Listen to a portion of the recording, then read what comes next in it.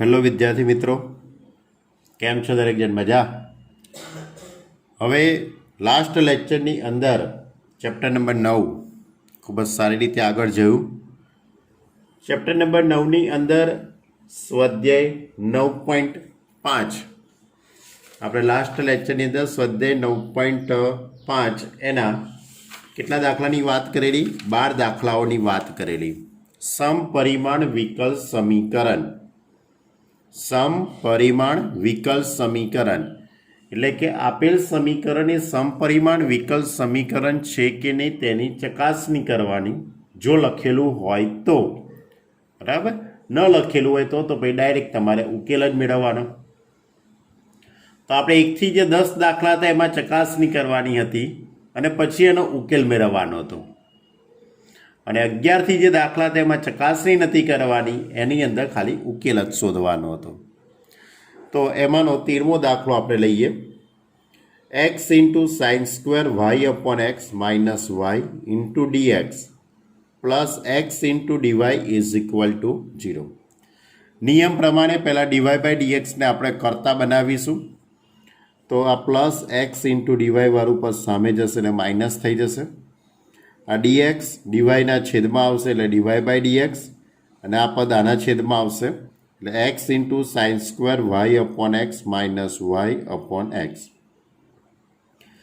હવે આની અંદર આપણે y upon x is equal to v ધારી લઈશું. એટલે y upon x is equal to v ધારી લઈએ તો y is equal to v x. હવે આની બંને બાજુ એક્સની સાપેક્ષે વિકલન કરી દઈએ તો dy by dx is equal to આ બંને વચ્ચે ગુણાકારનો નિયમ. તો વી અચળ એક્સનું વિકલન 1 પ્લસ એક્સ અચળ વીનું વિકલન ડીવી અપોન ડીએક્સ. એ જ મેથડ છે. આગળ જે 1થી 12 દાખલા ગણેલા છે એ જ રીતે છે, એટલે મેં અગાઉથી લખી કાઢેલું છે. બરાબર, કારણ કે દાખલા ઘણા સહેલા છે, એકની એક રીત ન્યાય કરે છે, એટલા માટે મેં અગાઉથી લખી દીધેલું છે. D y by dx is equal to v અચળ એક્સનું વિકલન 1 પ્લસ એક્સ અચળ વીનું વિકલન ડીવી અપોન ડીએક્સ. તો હવે ડીવાય બાય ડીએક્સની જગ્યાએ આ ડીવાય બાય ડીએક્સની જગ્યાએ v plus x into d v by d x minus x એમના એમ સાઇન સ્ક્વેર વાય અપોન એક્સની જગ્યાએ v minus y is equal to v x છેદમાં એક્સ એમના એમ. હવે આ પદ વી વાળું પદ છે એ સામે લઈ જઈશું, પણ એ પહેલાં આપણે આ રીતે ગોઠવણી કરીએ છીએ. ઉપરથી એક્સ કોમન નીકળી જશે, એક્સ કોમન કાઢી લઈએ તો એક્સ કોમન નીકળશે તો છેદના એક્સ સાથે તે ઉડી જાય એટલે સાઇન સ્ક્વેર વી માઇનસ કેટલા? આ વી છે. હવે આ માઇનસ અંદર જશે એટલે માઇનસ સાઇન સ્ક્વેર વી પ્લસ વી થઈ જશે. બંને બાજુથી પ્લસ વી ઉડી જશે એટલે કે x into dv upon dx is equal to x into dv upon dx is equal to minus sine square y થઈ જશે. હવે ડીવીની જોડે વી વાળા પદો અને ડીએક્સની જોડે એક્સ વાળા પદો. તો ડીવી upon sine square v is equal to minus dx upon x. 1 upon sine square એટલે કોસેક સ્ક્વેર વી થઈ જશે. હવે બંને બાજુ સંકલન પણ કરી દઈએ, કારણ કે વિયોજનીય ચલમાં રૂપાંતર થઈ ગયું છે. વિયોજનીય ચલ એટલે શું એ ખ્યાલ છે ને? ડીવીની જોડે વી વાળા પદો અને ડીએક્સની જોડે એક્સ વાળા પદો ગોઠવાય એટલે તે વિયોજનીય ચલમાં રૂપાંતર થઈ ગયું તેમ કહેવાય. હવે આની બંને બાજુ સંકલન 1 અપોન સાઇન સ્ક્વેર એટલે કોસેક સ્ક્વેર વી 1 અપોન એક્સ ડીએક્સ. કોસેક સ્ક્વેરનું સંકલન થઈ જશે માઇનસ કોટ વી 1 અપોન એક્સનું સંકલન log mod of x plus C square એચર તરીકે મેં પ્લસ સી લખેલો છે. હવે વીની કિંમત પાછી મૂકી દઈએ. વી બરાબર આપણે વાય અપોન એક્સ ધારેલું છે એટલે વીની જગ્યાએ y upon x minus log mod of x plus c. હવે આ લોગવાળું પદ આ બાજુ લઈ દઈશું એટલે પ્લસ થઈ જશે એટલે log mod of x plus cot v minus કોટની આગળ માઇનસ છે minus cot y upon x is equal to C, જે વ્યાપક ઉકેલ છે. રકમની અંદર કન્ડિશન લખેલી છે કે જ્યારે એક્સ ઇઝ ઇક્વલ ટુ 1 હોય ત્યારે વાય ઇઝ ઇક્વલ ટુ π/4 લેવાના છે. એટલે આપણે એક્સની જગ્યાએ 1 ત્યારે વાય ઇઝ ઇક્વલ ટુ π/4. તો આ પરિણામ નંબર 1ની અંદર એક્સની જગ્યાએ 1 અને વાયની જગ્યાએ π/4. તો આ રીતે લખાશે log 1 minus cot π/4 plus is equal to C. એટલે સીની કિંમત -1 થઈ એમ કહેવાશે. હવે આ સીની કિંમત તમારે સમીકરણ નંબર 1માં મૂકી દેવાની. તો log mod of x minus cot y upon x is equal to -1. હવે માઇનસ છે, -1 આ બાજુ લઈ દઈએ એટલે પ્લસ થઈ જશે. આ માઇનસ સ્વરૂપ પદ આ બાજુ લઈ દઈએ તો પ્લસ. એટલે log mod of x plus 1 is equal to cot y upon x. આ જે વિશિષ્ટ ઉકેલ છે. કયો ઉકેલ કહેવાય આને? વિશિષ્ટ ઉકેલ છે. ક્લિયર? આવડે એવો છે ને દાખલો? કારણ કે આગળના 1 થી 12 દાખલા છે એના જેવા જ દાખલા છે, એટલે મેં અગાઉથી લખી દીધેલું છે.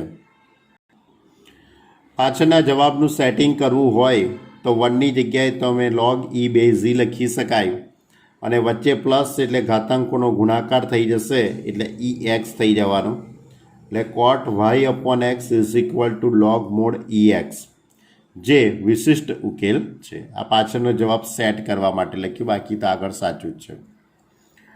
14મો દાખલો, dy/dx minus y upon x plus cosec y upon x is equal to 0.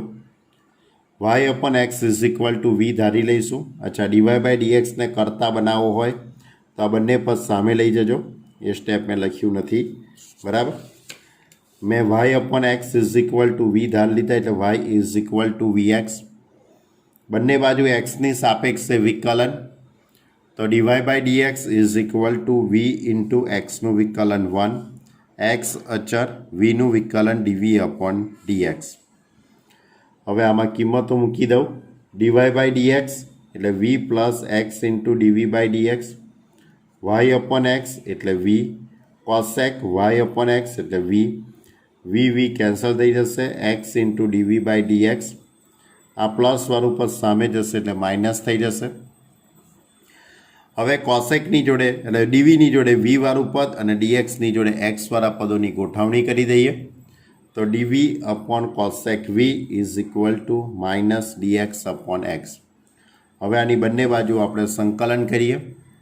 1 upon cosec એટલે સાઇન વી થઈ જશે, સાઇનનું સંકલન થઈ જશે minus cos, minus log mod of x plus C. V બરાબર વાય અપોન એક્સ મૂકી દઈશું. હવે જે વ્યાપક ઉકેલ છે. હવે આ પરિણામમાં એક્સ ઇઝ ઇક્વલ ટુ 1 તો વાય ઇઝ ઇક્વલ ટુ 0. એટલે આપણે વાયની જગ્યાએ 0 અને એક્સની જગ્યાએ 1 મૂકી દઈએ. તો આ cos 0 minus log 1 plus C. Cos 0ની કિંમત તો 1 થઈ જવાની છે, એટલે કે એનો અર્થ એવો થશે, આ રીતનું પદ આવશે આખું. -1 is equal to -0 plus C એટલે C is equal to -1. C is equal to -1ને પરિણામ નંબર 1માં ગોઠવી દઉં. તો minus cos y upon x minus log mod of x plus -1. Minus બધેથી જતા રહેશે એટલે cos y upon x is equal to log mod of x plus 1.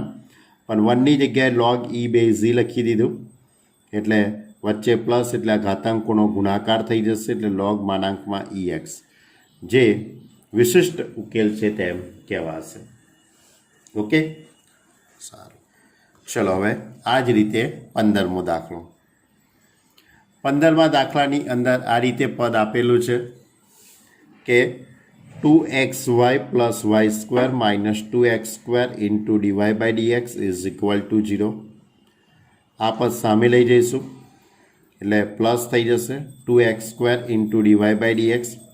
આ પદ આના છેદમાં આવશે એટલે dy/dx is equal to xy plus y square upon 2x². હવે છેદ અલગ અલગ આપી દઈએ. છેદ અલગ અલગ આપીએ તો 2 ઉડી જશે, x ઉડી જશે, y અપોન એક્સ. અહીંયા y² / 2x² થશે, એટલે કે આ રીતનું પદ 1/2 y/x². હવે y/x = v ધારી લઈએ. y/x = v ધારી લઈએ તો y = vx. બંને બાજુ xની સાપેક્ષે વિકલન કરી કાઢીએ તો dy/dx = v અચર, xનું વિકલન 1 પ્લસ x અચર dv/dx. આ કિંમત આપણે આમાં મૂકી દઈએ તો v plus x × dv/dx = v 1/2 v². બંને બાજુથી v ઉડી જશે એટલે x × dv/dx = v²/2, કારણ કે આ v બંને બાજુથી ઉડી ગયા. હવે આ પદ આ બાજુ આવી જશે, આ પદને સામે લઈ જઈશું એટલે dvની જોડે v વાળા પદો અને dxની જોડે x વાળા પદો. આ રીતનું પદ ગોઠવાઈ જશે. 2 × v⁻²⁴ કરી દો, છેદમાં છે એટલે = dx/x. બંને બાજુ સંકલન લગાડી દઈએ. બંને બાજુ સંકલન કરીએ તો v⁻². v⁻²નું સંકલન થઈ જશે, ઘાતાંકમાં 1 ઉમેરી દેવાના એટલે -1/-1. 1/x નું log mod of x. આ -1 છે એટલે 1/v થઈ જશે એટલે -2/v. હવે v બરાબર આપણે y/x મૂકી દઈએ, -2x/y log mod of x + c, જે વ્યાપક ઉકેલ છે. હવે x = 1 હોય ત્યારે y = 2. એટલે પરિણામ નંબર 1ની અંદર આપણે x = 1 ત્યારે y = 2. એટલે yની જગ્યાએ 2 અને xની જગ્યાએ 1 મૂકી દઈએ તો -2 × 1/2 log 1. log 1ની કિંમત 0 થઈ જશે, 2 ઉડી જશે એટલે c = -1. c = -1 ને ઇક્વેશન નંબર 1ની અંદર મૂકી દઈએ એટલે વ્યાપક ઉકેલમાં. તો પરિણામ નંબર 1માં c = -1 મૂકી દઉં તો -2x/y = log mod of x. cની જગ્યાએ -1 અને આ -1 આ બાજુ આવશે એટલે +1, એટલે કે log આ પદે આ બાજુ લઈ દીધું, આ પદ આ બાજુ લઈ ગયા. આ પાછળના જવાબનું સેટિંગ કરવા માટે આપણે કરીએ છીએ, બાકી અહીં સુધી લખો તોય સાચું છે. પાછળના જવાબની અંદર એમને yને કરતા બનાવેલો છે એટલે મેં yને અહીંયા કરતા બનાવ્યો. તો આ પદ આ બાજુ આવી ગયું, આ બંને પદોને મેં કંઈક આ રીતે સેટ કર્યા. -1 આ બાજુ આવી ગયું, આ પદ આ બાજુ આવ્યું અને આ પદ આ બાજુ. હવે yને કરતા બનાવવો હોય તો મારે આ પદ સામે લઈ જવું પડે, આ પદ છેદમાં લાવીશું એટલે 2x/1 - log mod of x, જે વિશિષ્ટ ઉકેલ છે. ઓકે, તો આ હતો આપણા 1 થી 15 દાખલા. 1 થી 15 દાખલા. જો હવે છેલ્લે 16 અને 17 તમને MCQ આપેલા છે. MCQ સિમ્પલ છે. 16મો MCQ આ રીતે છે, તમે ચોપડીમાં જોઈ લેજો બરાબર. dx/dy = hx/y પ્રકારના સમપરિમાણ વિકલ સમીકરણનો ઉકેલ કયા આદેશ દ્વારા લેવાય? તો સીધું લોજિક છે કે dx/dy લખેલું છે, h એટલે વિધેય, x/y સ્વરૂપનું વિધેય છે. કયા સ્વરૂપનું વિધેય છે? x/y સ્વરૂપનું. એટલે કે એનો અર્થ એવો થયો કહેવાય કે આપણે x/y = v ધારવા પડે. સિમ્પલ લોજિક છે કે આપણે x/y = v ધારીએ તો જ પોસિબલ થશે, બરાબર. એટલે આપણે x = vy, એટલે x = vy નો આપણે આદેશ લેવો પડે. એ 17મો MCQ છે કે નીચેનામાંથી કયું વિકલ્પ સમીકરણ સમપરિમાણ છે? નીચે તમને 4 વિકલ્પો આપેલા છે. આ 4 વિકલ્પોમાંથી કયો વિકલ્પ એ સમપરિમાણ વિકલ સમીકરણ દર્શાવે છે? એટલે તમારે એ 4 વિકલ્પો પરથી 4 વિકલ્પોમાં dy/dx ને કરતા બનાવવાનો. 4 વિકલ્પોમાં તમારે dy/dx ને કરતા બનાવવો પડે. dy/dx ને કરતા બનાવ્યા પછી x ની જગ્યાએ λx અને y ની જગ્યાએ λy મૂકીને એ સમપરિમાણ વિધેય બને છે. સમપરિમાણ શું બનાવવું છે? હા, સમપરિમાણ વિકલ સમીકરણ બને છે કે નહીં તેની ચકાસણી કરવી પડે. એટલે કે લેમડા રેસ ટુ 0 બનવા જોઈએ.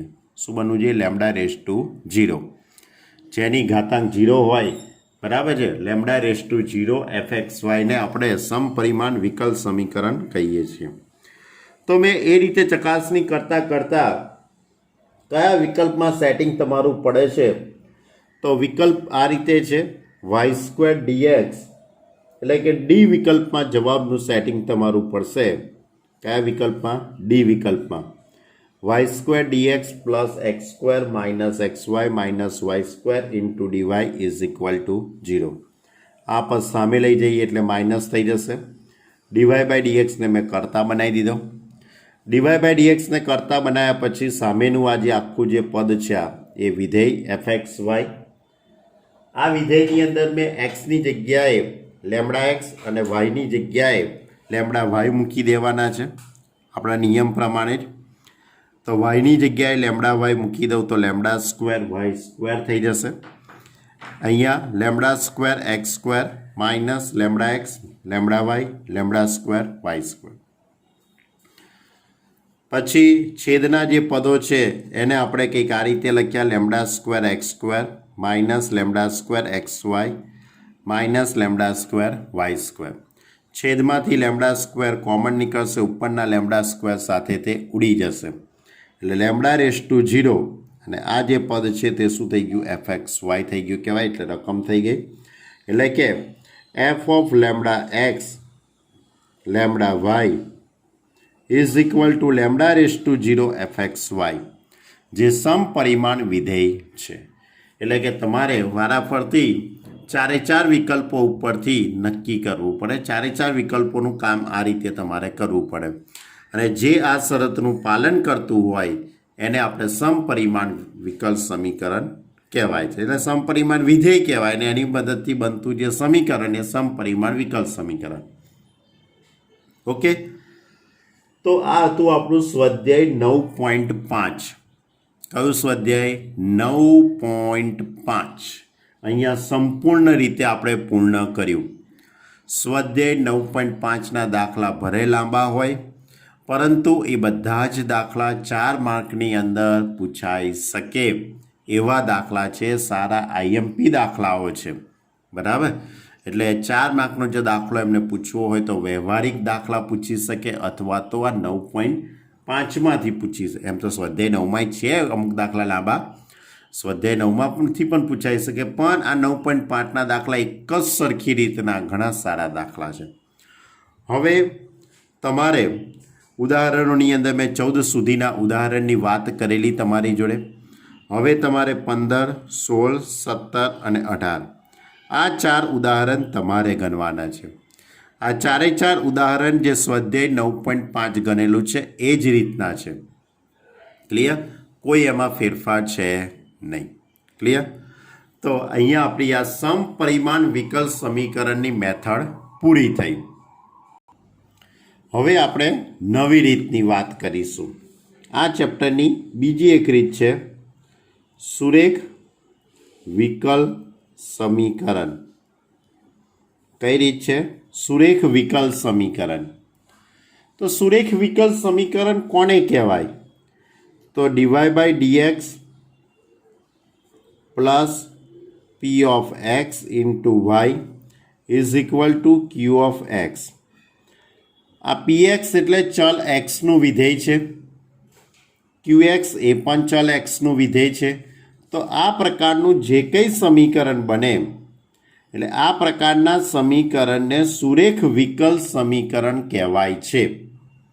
આ સુરેખ વિકલ સમીકરણનું સ્વરૂપ છે. એવું જરૂરી નથી કે dy બાય dx જ હોય. આપણા સિલેબસમાં તો બધા dy બાય dxના જ પદો છે, પરંતુ હું તમને એવું પણ કહી શકું છું કે dx upon dy plus p of y into x is equal to q of y આ રીતનું પણ હોઈ શકે. x અને yની શું કરી દીધી? અદલા બદલી. પણ આપણે તો આનો જ વધારે અભ્યાસ કરીશું. કે d y by dx plus p of x into y is equal to ક્યુએક્સને સુરેખ વિકલ સમીકરણ કહેવાય છે. તો આ પ્રકારના સમીકરણનો આપણે ઉકેલ કેવી રીતે મેળવીશું? તો આ પ્રકારના સમીકરણનો ઉકેલ મેળવવા માટે સૌથી પહેલાં તમારે સંકલ્યકારક અવયવ, કયો શબ્દ છે? સંકલ્યકારક અવયવ, એને ઇન્ટ્રીગેશન ફેક્ટર કહેવાય છે. એને શું કહેવાય છે? Integration factor. ઇન્ટ્રીગેશન ફેક્ટર એટલે એને સંકેતમાં આઈએફ સંકેત વડે દર્શાવાય છે. IF integration factor. બરાબર. હવે ઇન્ટ્રીગેશન ફેક્ટર કેવી રીતે શોધાય? એનું સૂત્ર આ રીતે છે, e race to integration px dx.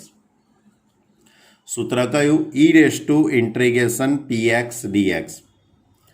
Px એટલે વાયનો સહગુણક, વાયનો જે સહગુણક હોય તે પીએક્સ, અને બરાબર કરીને જે પદ લખેલું છે તે ક્યુએક્સ.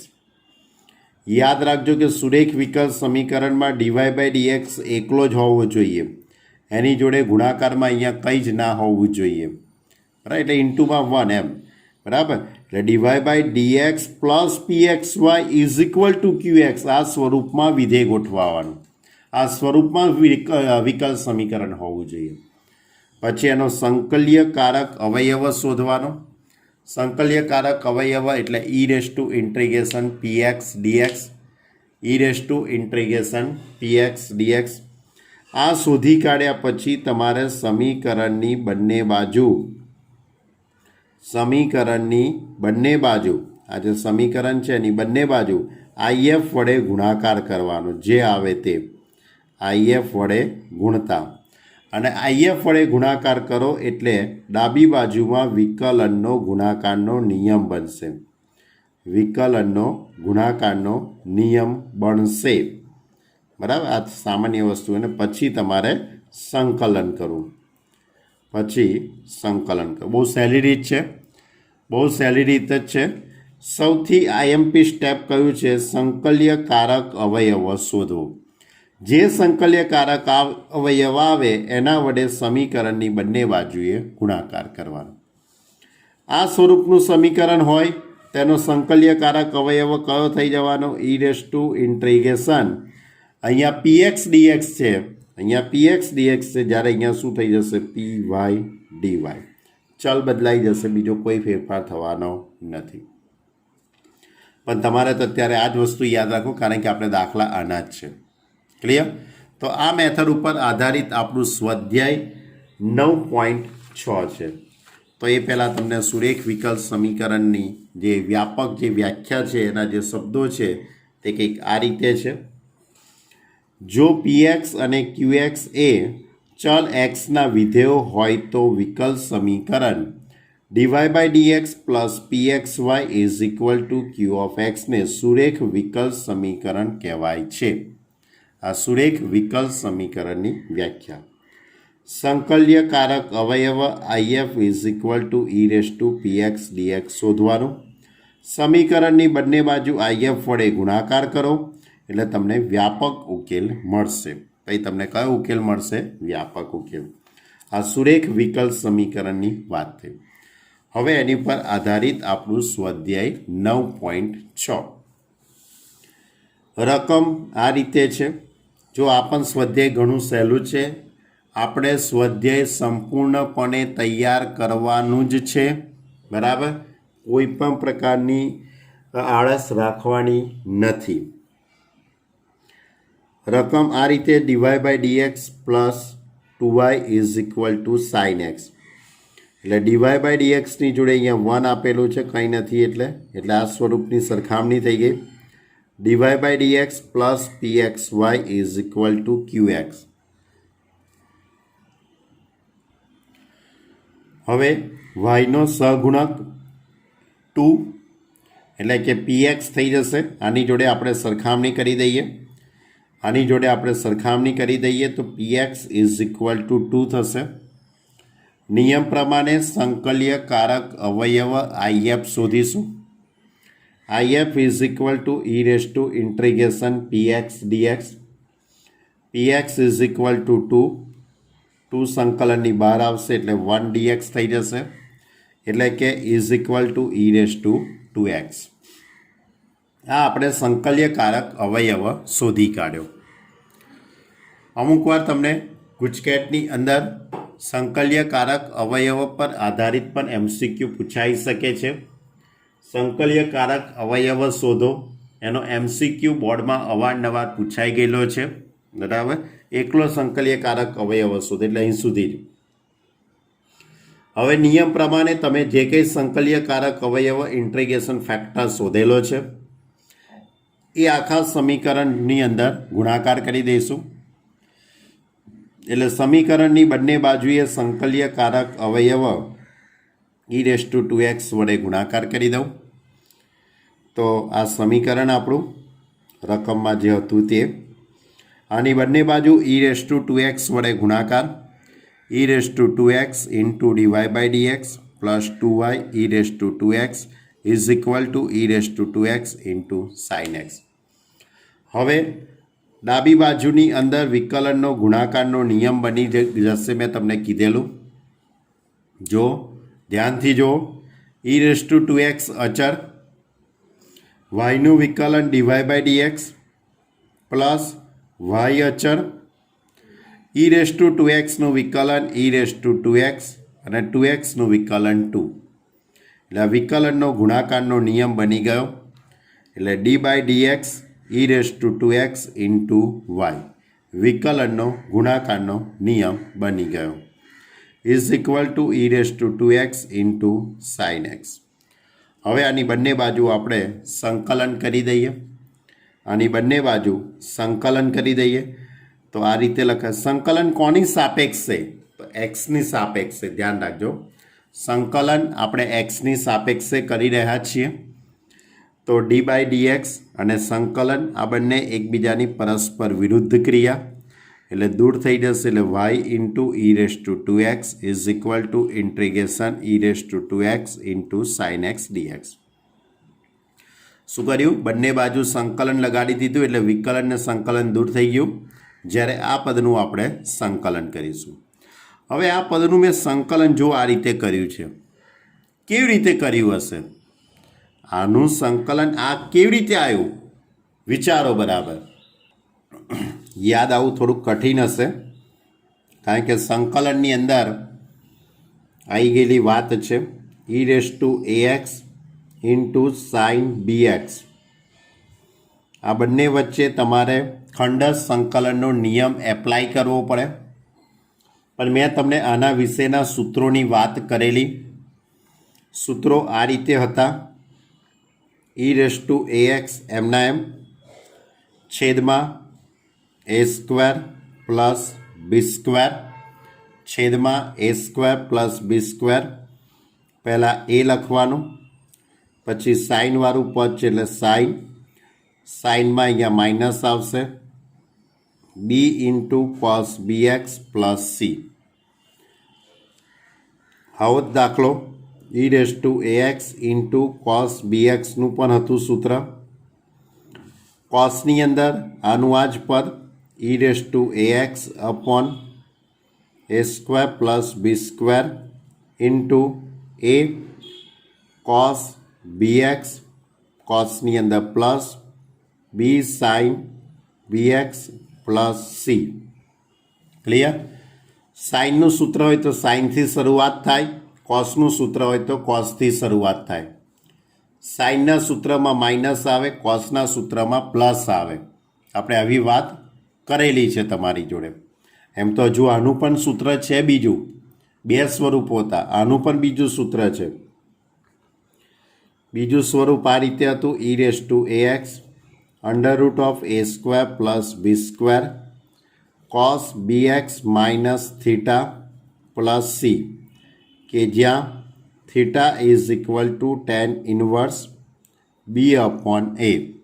Theta is equal to tan inverse b upon a. એ રીતે આમાં પણ હતું: e race to ax under root of e race to ax upon under root of sine bx minus theta plus c, કે જ્યાં theta is equal to tan inverse b upon a. પણ આપણે આ બીજા પ્રકારના સૂત્રનો ઉપયોગ નહોતો કર્યો, આપણે પહેલા પ્રકારના સૂત્રનો ઉપયોગ કરીશું અને કરેલો. હવે આપણું જે પદ છે તે આ રીતે છે અત્યારે હાલ રકમની અંદર. હાલ આપણે જે દાખલો ગણી રહ્યા છે એની અંદર e⁻²x into sine x dx છે. હવે તમે આની સરખામણી આ સૂત્ર જોડે કરી દો. આની સરખામણી તમે આ સૂત્ર જોડે કરો તો એક્સનો સહગુણક 2 છે, જ્યારે અહીંયા એક્સનો સહગુણક એ છે. એટલે એનો અર્થ એવો થયો કહેવાય એ ઇઝ ઇક્વલ ટુ 2.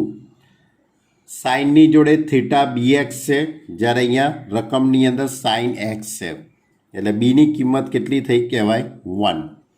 હવે આ એ અને બીની કિંમતો તમે આ સૂત્રની અંદર મૂકી દો તો e⁻²x upon a² plus b² એટલે 4 પ્લસ 1 એ એટલે 2 સાઇન એક્સ સાઇનના સૂત્રમાં -1 into cos x plus C.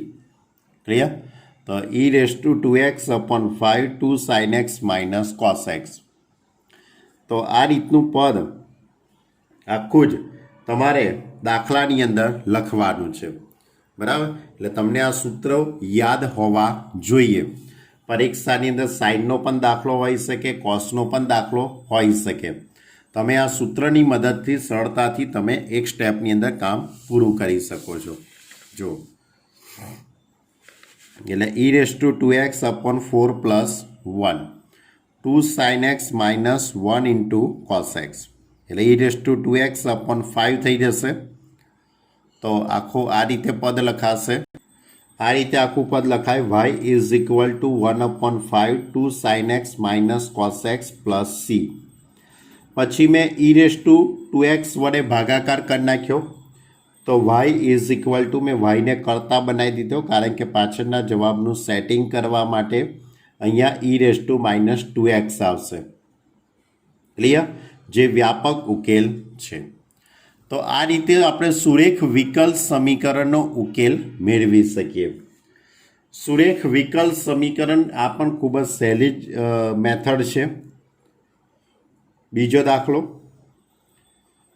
dy/dx plus 3y is equal two e⁻²x yનો સહગુણક એટલે કે px is equal two 3 px is equal two 3 if શોધી કાઢીશું સંકલ્યકારક અવયવ ઇન્ટિગ્રેશન ફેક્ટર e⁻∫px dx.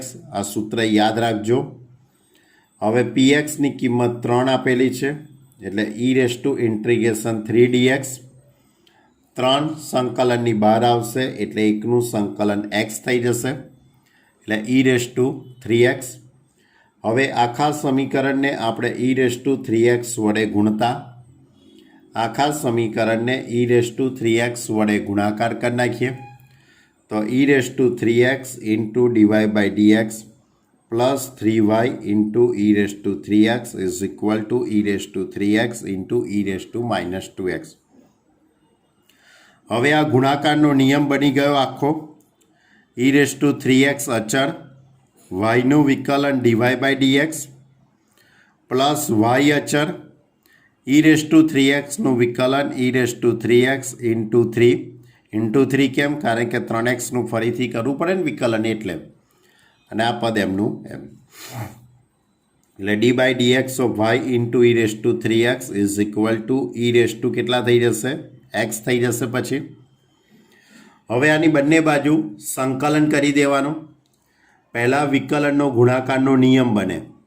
વિકલનનો ગુણાકારનો નિયમ બની જ જાય, બરાબર. અને પછી આની બંને બાજુ આપણે શું કરી દેવાનું? સંકલન. તો બંને બાજુ સંકલન કરીએ તો આ રીતનું પદ આવશે ઇન્ટિગ્રેશન d/dx આખું પદ એમનું એમ. હવે વિકલન અને સંકલન બંને એકબીજાની વિરુદ્ધની ક્રિયા. વિકલન અને સંકલન આ બંને એકબીજાની વિરુદ્ધની ક્રિયા છે એટલે દૂર થઈ જશે. એટલે y into e⁻3x is equal to e⁻xનું સંકલન e⁻x પ્લસ સી. હવે પાછળનો જવાબનું સેટિંગ કરવા માટે e⁻3x વડે ભાગાકાર કરી દઉં કારણ કે એને વાયને કરતા બનાવેલો છે એટલે મેં અહીંયા વાયને કરતા બનાવ્યો. તો આ પદ આના છેદમાં આવશે તો e−2x, આના છેદમાં આવશે એટલે c × e−, જે વ્યાપક ઉકેલ છે. ક્લિયર? આવડી વાત છે ને દાખલા?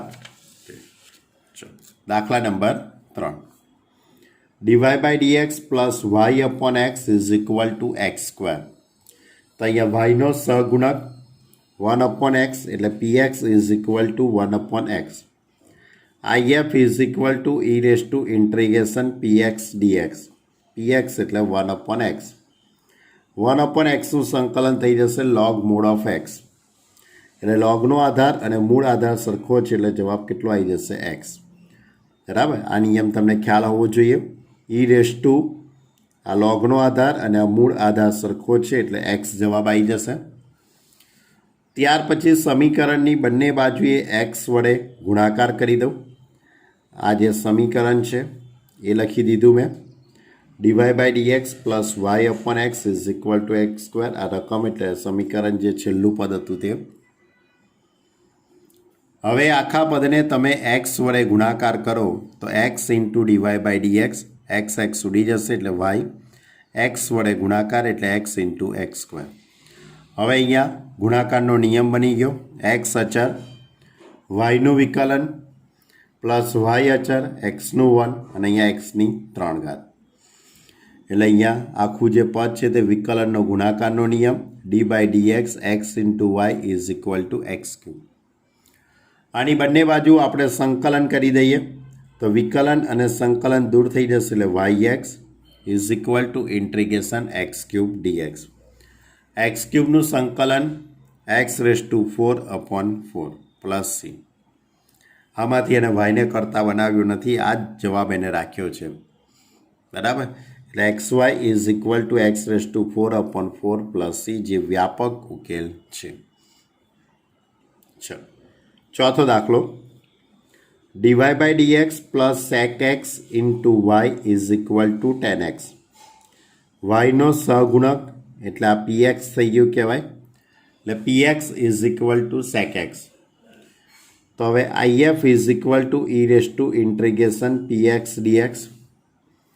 px એટલે કે sec x. secનું સંકલન log mod sec x + tan x. એટલે e⁻log mod sec x + tan x. અહીંયા આધારમાં કંઈ નથી એટલે e કહી શકાશે. એટલે લોગનો આધાર અને મૂળ આધાર સરખો છે એટલે આ લોગવાળું પદ દૂર થઈ જશે એટલે sec x + tan x. અહીંયા આપણે માનાંક બતાવતા નથી. બરાબર?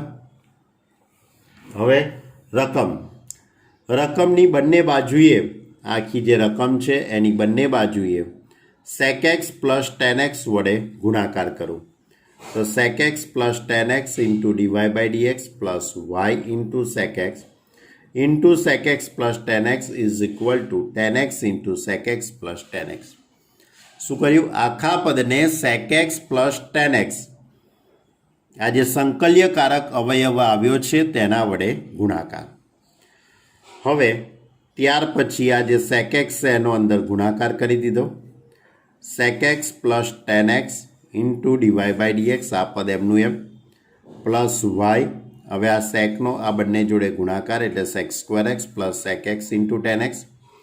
આ ટેનનો અંદર ગુણાકાર કરી દઉં, sec x × tan x + tan²x.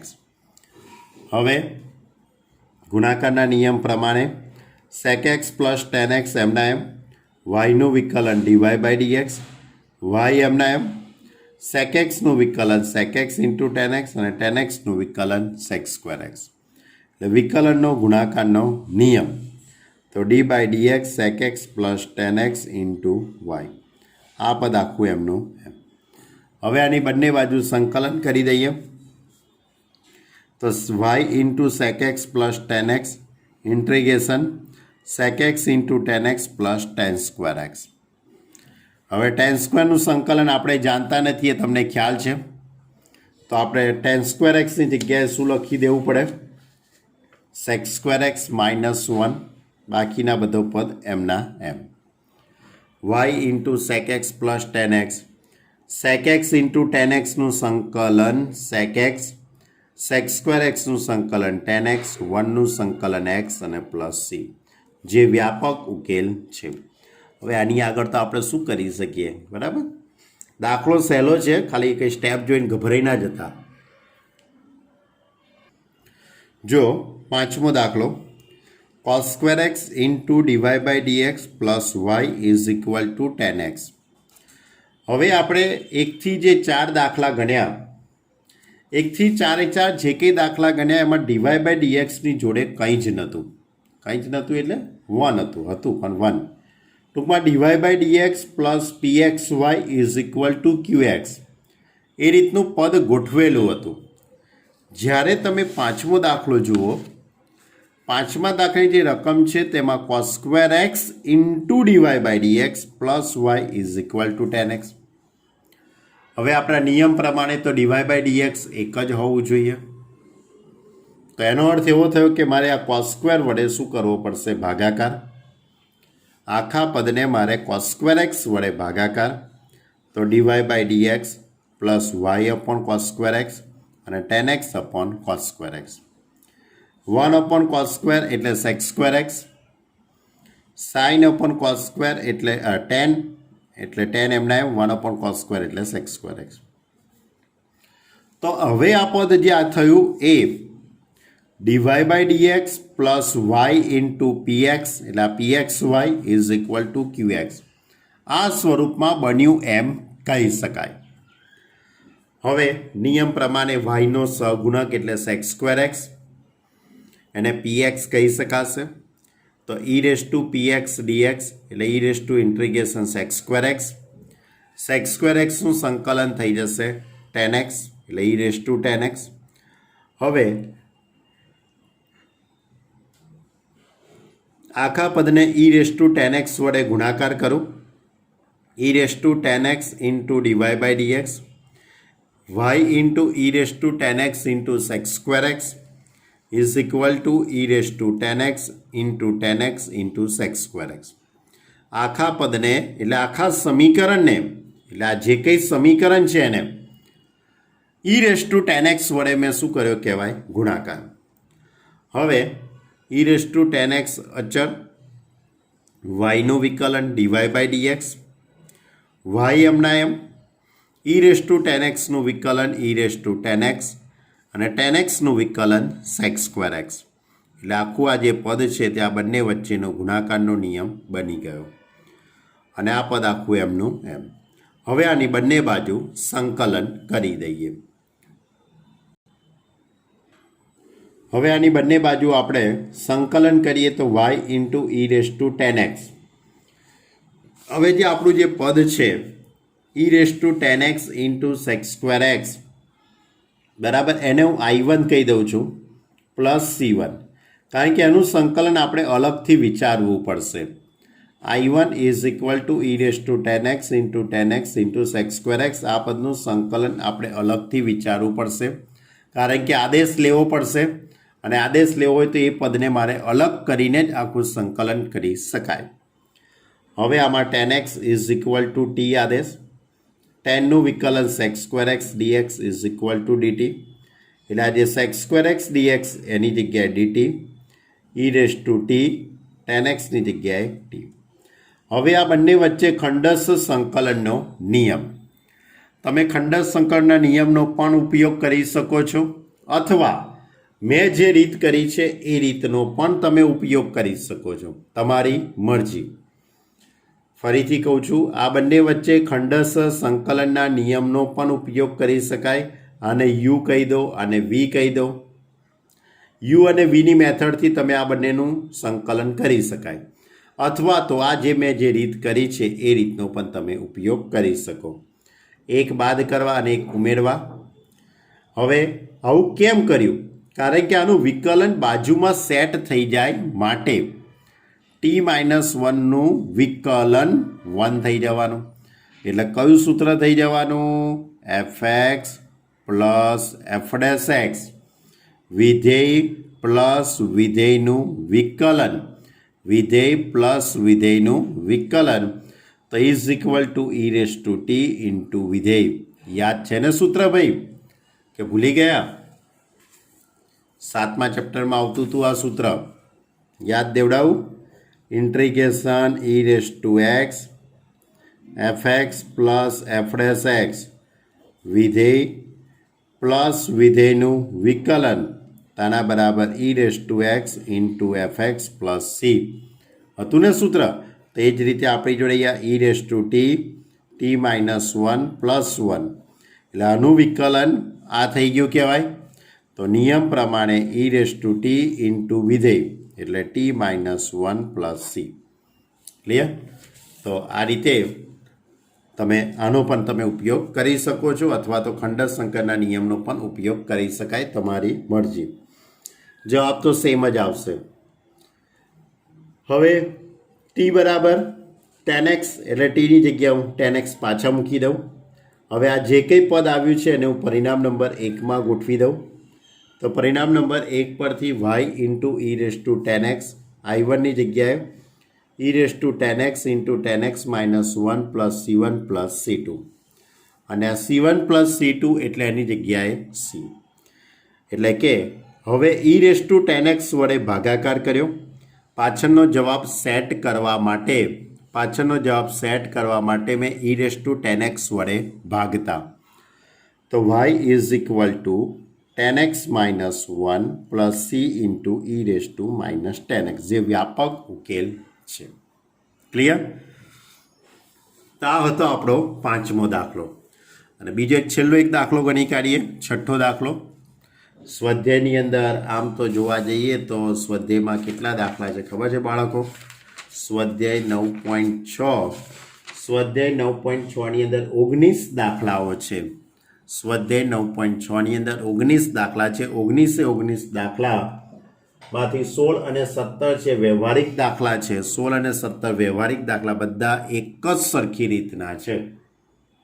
1 થી તે 15 સુધીના દાખલા એક જ સરખી રીતના છે. બરાબર? તો એક 6થો દાખલો ગણી લઈએ, પછી વધુ આવતા અંકે લઈશું. x into dy by dx plus 2y is equal to x square into log x.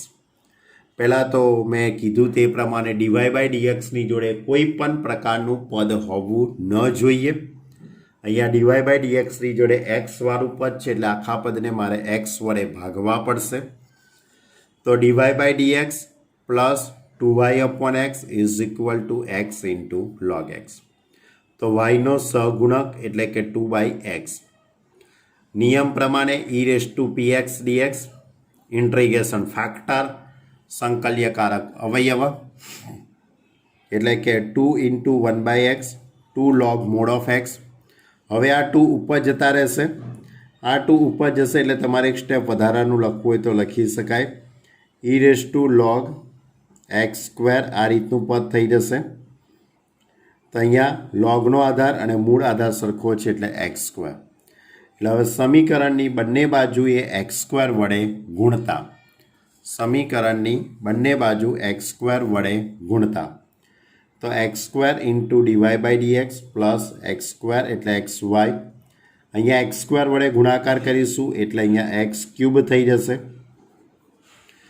અહીંયા x cube dx x cube log x. હવે અહીંયા ગુણાકારના નિયમનો આપણે ઉપયોગ કર્યો. તો એક્સ સ્ક્વેર અચળ વાયનું વિકલન dy by dx plus y અચળ એક્સ સ્ક્વેરનું વિકલન 2x. હવે અહીંયા એક્સ સ્ક્વેર ઇન્ટુ વાય આ વિકલનનો ગુણાકારનો નિયમ અને x cube into log x. હવે આની બંને બાજુ આપણે સંકલન કરી દઈએ. તો વિકલન અને સંકલન એકબીજાની વિરુદ્ધની ક્રિયા છે એટલે દૂર થઈ જશે. તો x square y is equal to integration x cube into log x. હવે x cube into log x છે એટલે તમારે આ બંને વચ્ચે ખંડશ સંકલનનો નિયમ વાપરવો પડે. તો ખંડશ સંકલનના નિયમ પ્રમાણે લોગ એક્સ અચળ, કારણ કે લોગ એક્સને મારે યુ કહી દેવું પડે અને એક્સ ક્યુબને મારે શું કહી દેવું પડે? વી. તો લોગ એક્સ અચળ એક્સ ક્યુબનું સંકલન minus integration d by dx log x integration x cube dx x ક્યુબનું સંકલન x રેસ ટુ 4/4 આનું પણ સંકલન x રેસ ટુ 4 અને log xનું વિકલન 1/x એટલે અહીંયાથી x ઉડી જશે એટલે x ક્યુબ આવશે આ 1/4 બહાર મૂકી દઈશું હવે x ક્યુબનું સંકલન x રેસ ટુ 4/4 ક્લિયર એટલે log x ને u અને x ક્યુબને v ખંડશ સંકલનનો નિયમ એટલે આ રીતનું પદ આવશે x² is equal two x raise to 4 into log x/4 minus 1/4 x raise to 4/4 plus c1 એટલે કે x raise to 4/4 x raise to 4/16 હવે અહીંયાથી આ તો દાખલો અહીંયા પૂરો થઈ ગયો છે પણ પાછળનો જવાબનું પાછળના જવાબનું સેટિંગ કરવા માટે એને 16નો લસા લીધો છે એને શું કર્યું 16નો લસા તો 16નો લસા લઈએ એટલે 4 into log mod of x minus x raise to 4 હવે x રેસ ટુ 4 બંનેમાંથી કોમન 16ને પણ બહાર એટલે 4 log mod of x minus 1 હવે x² વડે ભાગાકાર કરી નાખ્યો અને c1ની જગ્યાએ c મૂકી દીધા આમ તો અહીંયાથી જ મેં c મૂક્યા હોત તો ચાલત પણ મને એવું કે આગળ કંઈક નવું આવશે એટલે મેં c1 લખ્યું કશું કંઈ નવું આવ્યું નહીં c1ની જગ્યાએ c મૂકી દેવાના અને x² વડે ભાગાકાર કરીને yને કરતા બનાવ્યો ક્લિયર જે વ્યાપક ઉકેલ છે તો આ હતું સુરેખ વિકલ સમીકરણ સુરેખ વિકલ સમીકરણના 1 થી તે 6 દાખલા એટલે કે આપણું સ્વાધ્યાય 9.6 તમારે હોમવર્કની અંદર સ્વાધ્યાય 9.5 જો બાકી હોય તો એને પૂરું કરી દેજો સ્વાધ્યાય 9.5 બાકી હોય તો પૂરું કરી દેજો હજુ તો અમુક વિદ્યાર્થીઓએ 9મું ચેપ્ટર ચાલુ પણ નથી કર્યું તે વિદ્યાર્થી હવે એકદમ વહેલી તકે યોગ્ય ટાઈમ કાઢીને ટાઈમ કાઢવો પડશે આપણે કાઢવો પડે કે મારે આ કામ કરવું છે એટલે મારે આ ટાઈમ કાઢવો છે એટલે આપણે એ પ્રમાણે વિચારીશું તો ટાઈમ નીકળશે બાકી ટાઈમ નીકળવાનો નથી તો જે વિદ્યાર્થીઓ ચેપ્ટર નંબર 9 નથી સ્ટાર્ટ કર્યું એ વિદ્યાર્થીઓ ચેપ્ટર નંબર 9 જોવાનું ચાલુ કરી દે અને મારા જે વિડીયો ચાલે છે ત્યાં સુધી તમે પહોંચી જાઓ ઓકે તો આ હતું આપણું સ્વાધ્યાય 9.5 પૂર્ણ કર્યું અને સ્વાધ્યાય 9.6ના 1 થી 6 દાખલા ગણ્યા આટલું તમારે હોમવર્કની અંદર કમ્પ્લીટ કરી લાવવાનું છે અને એ સિવાય ઉદાહરણ પણ મેં તમને આપ્યા છે ધ્યાન રાખજો ઉદાહરણ 15 16 17 ને 18 બરાબર એ ઉદાહરણ પણ તમારે સોલ્વ કરવાના છે ઓકે સ્ટુડન્ટ બાય